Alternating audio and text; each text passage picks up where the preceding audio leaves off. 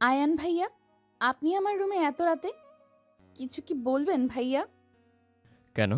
কিছু না বলার থাকলে কি এখানে তোর ঘরে আসা যাবে না? না, তা কখন বললাম। আপনি আসতেই পারেন, তবে এত রাতে, তাই আর কি।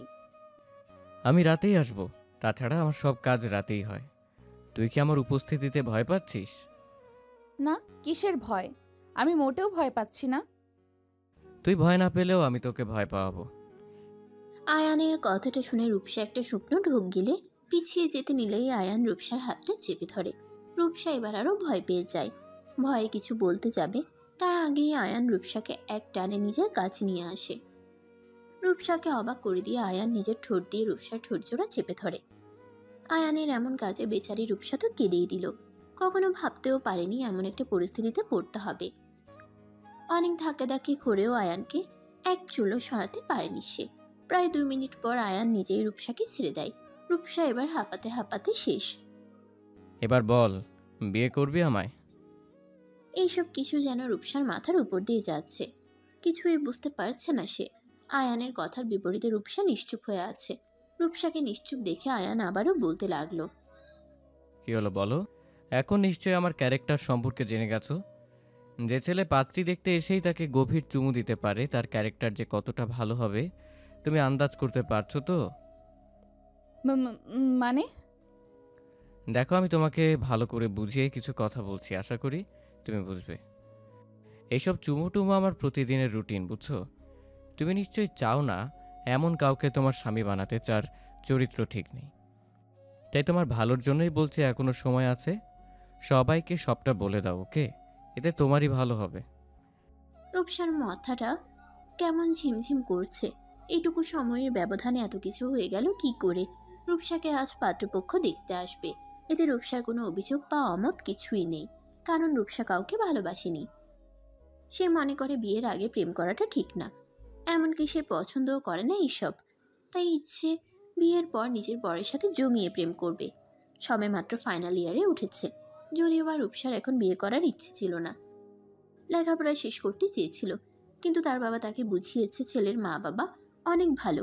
তারা বলেছে বিয়ের পরও রূপসাকে পড়ালেখা করাবে। তাছাড়া ছেলেও দেখতে অনেক সুন্দর। রূপসার বাবার অনেক পছন্দ হয়েছে ছেলের ফ্যামিলি, তাই রূপসাও আর অমত করেনি। ছেলে পক্ষের লোক আসলে রূপসাকে ওনাদের সামনে নিয়ে যায়। ছেলের বাবা মা আরও দুজন বয়স্ক লোক রূপসাকে দেখে অনেক পছন্দ করেছে। রূপসা এক পলক ছেলের দিকে তাকায়। বাবা, ছেলে তো পুরাই ক্রাশ। ব্লু কালারের একটা শার্ট, হাতা ফোল্ড করা, বুকের 2টা বোতাম খোলা, যার জন্য বুকের উপর পশমগুলো মন কেড়ে নেয়ার মতো। গায়ের রঙও ফর্সা, চুলগুলো সিল্কি। আহা, এই না হলে আমার বর, মনে মনে ভাবছে রূপসা। ছেলের পরিবারের লোকজন ছেলেকে জিজ্ঞেস করে মেয়ে পছন্দ হয়েছে কিনা। ছেলে কোনো উত্তর না দিয়ে বলে ওঠে, আমি কি ওনার সাথে আলাদাভাবে কিছু কথা বলতে পারি?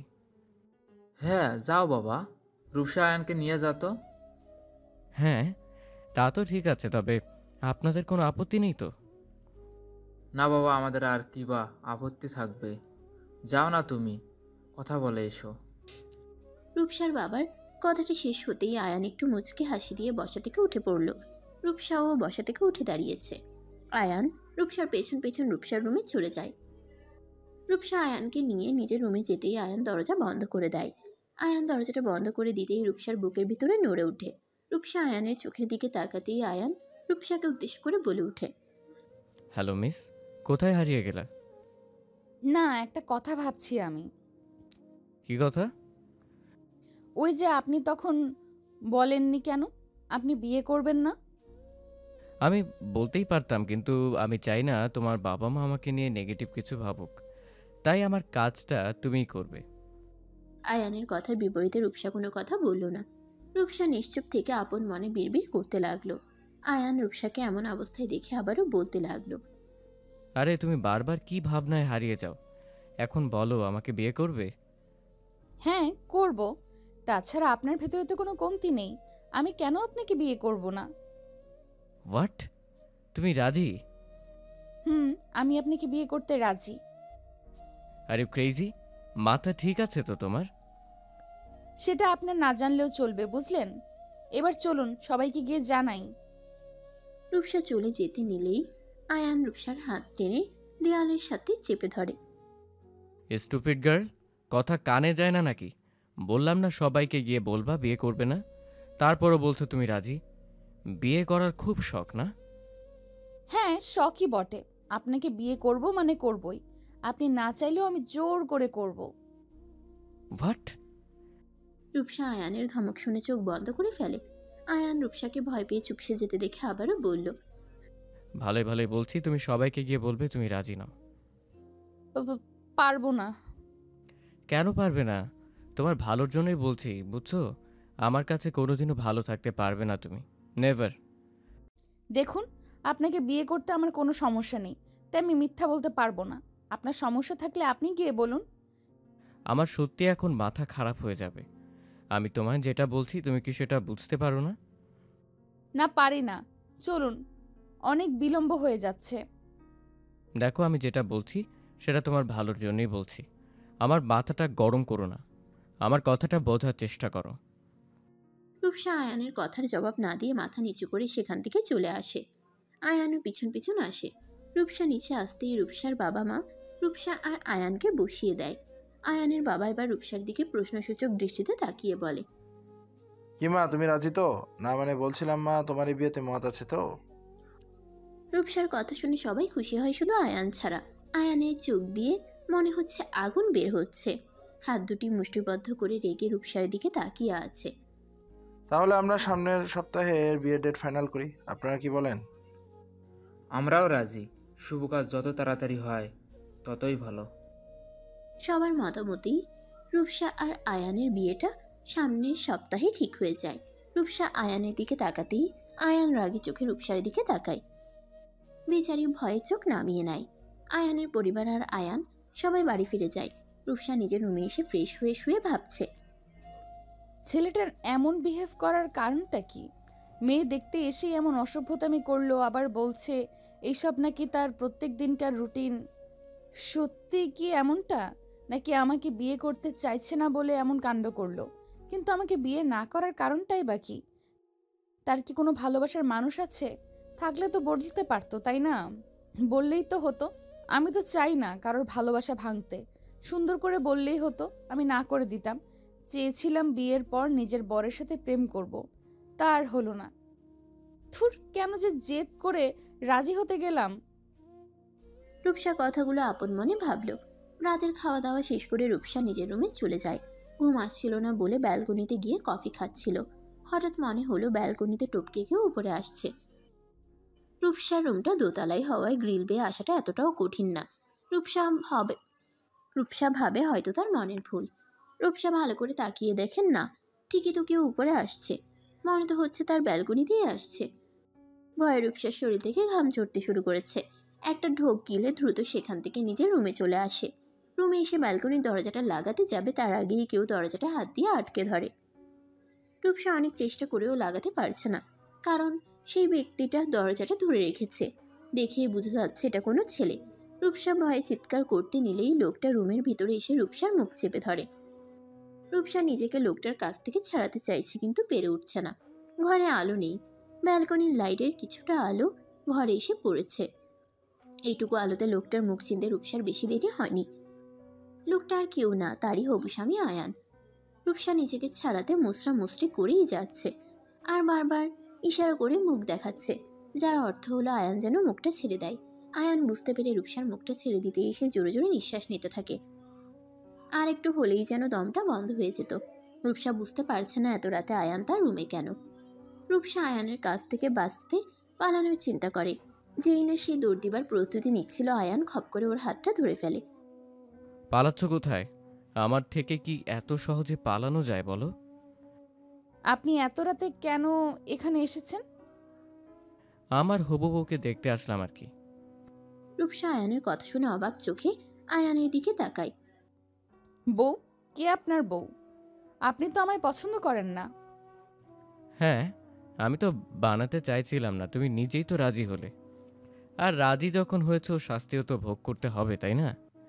কারণ আমার কথার অবাধ্য হওয়া আমি পছন্দ করি না। তোমাকে বারণ করা সত্ত্বেও তুমি বিয়ে করতে লাফিয়ে রাজি হয়ে গেছো। আচ্ছা, কি কারণে আমাকে বিয়ে করতে চান না বলবেন প্লিজ? আমার দোষটা কি? যদি বিয়ে করতে না চান তবে আপনার বাবা মাকে আসতে বললেন কেন? ওনাদের না করে দিলেই তো পারতেন, তাই না? আমার কাজের জবাব আমি তোমাকে দিব না, ইডিয়েট। তোমাকে আমি বারণ করেছিলাম কিনা বলো? তুমি জেনে শুনে একটা ক্যারেক্টারলেস ছেলেকে বিয়ে করতে রাজি হয়েছো। এর শাস্তি তো তোমাকে ভোগ করতেই হবে, ডিয়ার। শান্তি মানে? আপনি কি আমায় মারবেন? না, আমি তোমাকে মারবো না, অন্যরকম শাস্তি দিব, বুঝলে? যা কল্পনাও করতে পারবে না। তুমি শুধু সহ্য করে নিবার প্রস্তুত থেকো। রূপসা আয়ানের মুচকি হাসির পিছনের রাগী ফেসটা চিনতে ভুল করেনি, কারণ রূপসা স্পষ্ট দেখতে পাচ্ছে আয়ান মারাত্মক রেগে আছে। রাগে আয়ানের মুখটা লাল হয়ে গেছে। আয়ানের ফেস দেখে রূপসার গলা শুকিয়ে যায়। আপনি কি কাউকে ভালোবাসেন? আমি কাউকে ভালোবাসা কি না সেটা জেনে তুমি কি করবে? আমাকে সবটা জানতেই হবে। তাছাড়া আপনাকে যখন আমি বিয়েই করব, তখন তো আপনার সবকিছু আমাকে জানতেই হবে। আমার সবকিছু আমি একান্তে আমি আমার ভিতর রাখতে পছন্দ করি। সবকিছু তোমার কাছে বলতে আমি বাধ্য না। একটা কথা বলবো? বলো। আপনাকে বোঝা সত্যিই দায়। আমার ভেতর এমন কি খারাপ আছে যেটার কারণে আপনি আমায় বিয়ে করতে চাইছেন না, সেটাও বলছেন না আমায়। আর আমি যখন এইসব জানতে চাইলাম, তখন আপনি এইসব কথা বলছেন। চাইছেনটা কি? এই বাড়িতে আসার আগ অবধি চেয়েছি বিয়ে না করতে, তবে তোমার সাহস দেখে এখন আর পারছি না দূরে থাকতে। আমি বিয়ে করব তোমায়। শুনেছি ভালোবাসা নাকি সব কিছু পারে। আমার ভালোবাসা দিয়ে দেখি আপনাকে বদলে ফেলতে পারে কিনা। চেষ্টা করে দেখতেই পারো, তবে আমার বিশ্বাস তাতে খুব একটা লাভ হবে না, কারণ আমি এমন একটা মানুষ যাকে বশ করাটা এত সহজ না। হয়তো সহজ হবে না, তবে এতটাও কঠিন কিছু না। তাই নাকি? আচ্ছা, তখন যে একটা চুমু দিয়েছিলাম সেটার কথা কি মনে আছে তোমার? হঠাৎ করে আপনি আবার সেই কথাটা জিজ্ঞেস করলেন কেন? কেন জিজ্ঞেস করেছি সেটা না হয় পরে বলছি, আগে আমায় বলো সেই কথাটা কি তোমার মনে আছে কিনা। মনে আছে তো।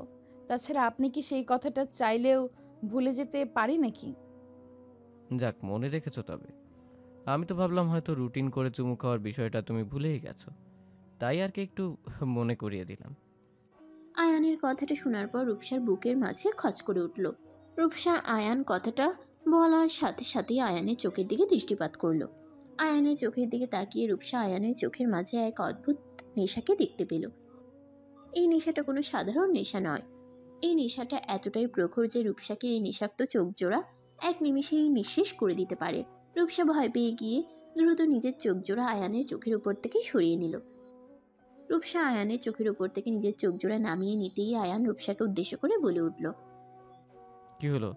আমার চোখের উপর থেকে যে তুমি নিজের চোখ নামিয়ে নিলে, আমার চোখে চোখ রাখতে কি ভয় হচ্ছে তোমার?